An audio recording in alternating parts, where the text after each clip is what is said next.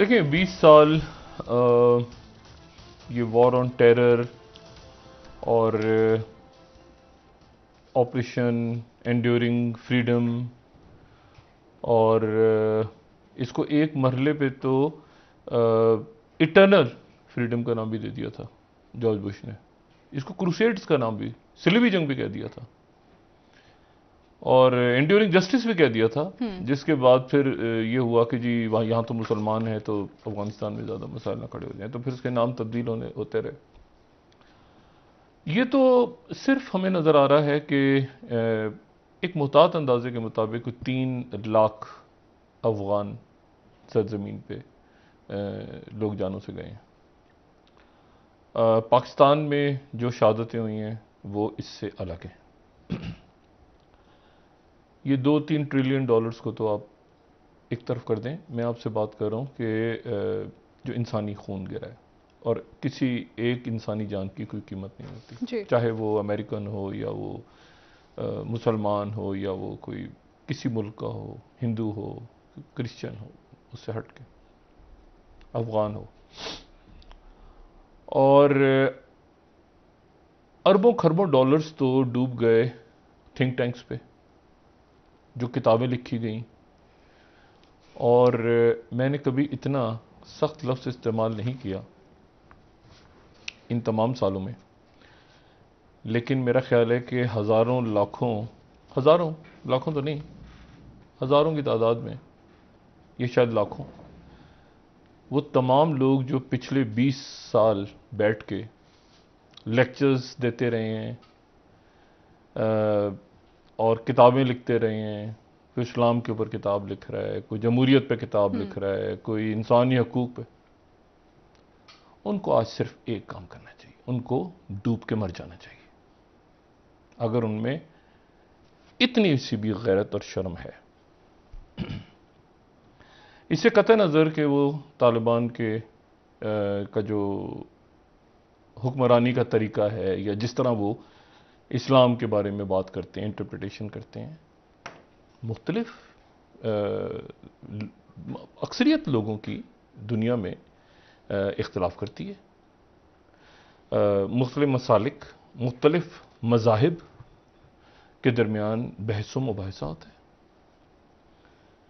लेकिन ये जो 20 साल का कत्लेआम था, इस 20 साल के कत्लेआम को फौज, असलहा, इंसानी जाने तो आप रखें ना साइड पे, मैं आपसे कह रहा हूं कि जो जहन खराब करने की कोशिश हुई, लोगों ने सीखा भी बहुत, समझा भी बहुत कि इंसानी हकूक़ क्या होते हैं। जो मगरबी जमहूरियत ने बहुत कुछ दिया है दुनिया को, इन इंसानी हकूक़, आज़ादी राय, सारा। लेकिन वो कहते हैं ना, अल्लाह इज़ द बेस्ट प्लानर। ये सारे थिंक टैंक्स के ऊपर यूनिवर्सिटीज़ और डिपार्टमेंट्स और ये किताबें छप रही हैं और बेस्ट सेलर और अवार्ड्स मिल रहे हैं और ये मिल रहे हैं। अल्लाह इज़ द बेस्ट प्लानर। इससे कतई नज़र, मैंने आपसे कहा, इससे कतई नज़र के तालिबान के अंदाज़े हुक्मरानी को या वो जिस तरह से इस्लाम की तशरीह करते हैं, उससे आप एक तरफ कर दें। वियतनाम के अंदर क्या मुसलमानों से लड़ाई हो रही थी? देखिए ना, बात ही है। कोरिया में क्या मुसलमानों से लड़ाई हो रही थी? निकारागुआ में और इन मुल्कों में, क्यूबा में क्या मुसलमानों से लड़ाई हो रही थी? बात यह है कि एक ढकौसला खत्म हुआ और वो ढकौसला ये था, और बड़ी बुरी तरह से अब पिट गया। कहते हैं एक फिल्म में इसका स्क्रिप्ट पिट जाता है, और वो ये पिटा है स्क्रिप्ट के जमहूरियत के नाम पे, इंसानी हकूक के नाम। अब ये, और ये अभी कोई अमेरिका की बात मैं नहीं कर रहा, उससे पे हजारों साल, सैकड़ों, ये जब नेपोलियन भी दाखिल हुआ था उधर मिस्र में, तो उसने भी शायद यही कहा था कि हम आपको इंसानी हकूक दिलाने आए हैं। और बादशाह जब भी जहां पर हमला करते हैं तो वह उनकी आबादियों को यही कहते हैं कि पिछला जो था वो बड़ा जालिम था, हम तुम्हें आज़ादियां दिलाने आ गए, चाहे वो मुसलमान हो या चाहे वो किसी और मजहब का हो। लेकिन जो कुछ यहां पे हुआ है, सवाल यह कि उससे लेसन लर्न क्या है? क्या है?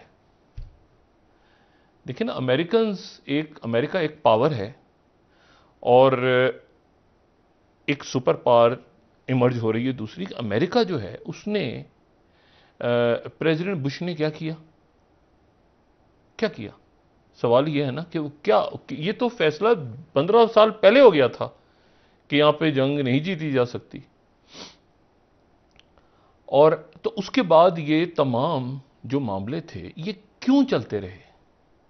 ठीक है, अब ये अच्छा, अब प्रेसिडेंट बाइडेन आज खिताब करेंगे। प्रेसिडेंट बाइडेन की इसमें एज अ प्रेसिडेंट गलती नहीं है, लेकिन मसला ये है कि अमेरिकी तारीख में सबसे ज्यादा अगर खारजा पॉलिसी में किसी का एक्सपीरियंस है तो वो प्रेसिडेंट बाइडेन का है जी।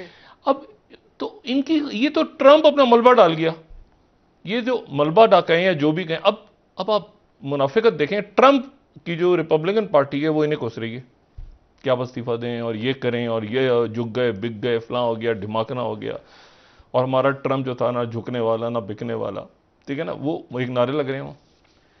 अब बाइडेन जो है, बाइडेन ने तो वही किया है कि जो ट्रंप तो व्हाइट हाउस में बुला रहे थे तालिबान को, वहां पे मुज़ाकरात। हाँ, अच्छा, अब इशू पहला दिन आज का जैसे भी गुजरा, जैसे तैसे गुजरा, लेकिन यह है कि वहां पे तालिबान के लोग मुख्तलिफ मसाजिद में सजदे करते नजर आए, कोई बम नहीं फटा, कोई गोलियां नहीं चली, कोई हंगामा आराई नहीं हुई, ये खामोश सा दिन था।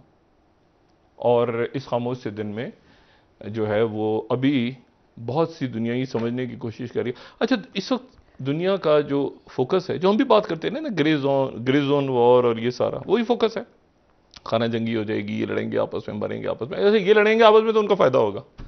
मतलब एक अजीब और गरीब किस्म का, आप दुनिया की तारीख उठा के देखें तो एक अजब मामला है कि ये सब लड़ेंगे आपस में तो हमारी दुकान चलेगी, ये खून गिरेगा तो ये लोग मरेंगे तो हमारी दुकान चलेगी।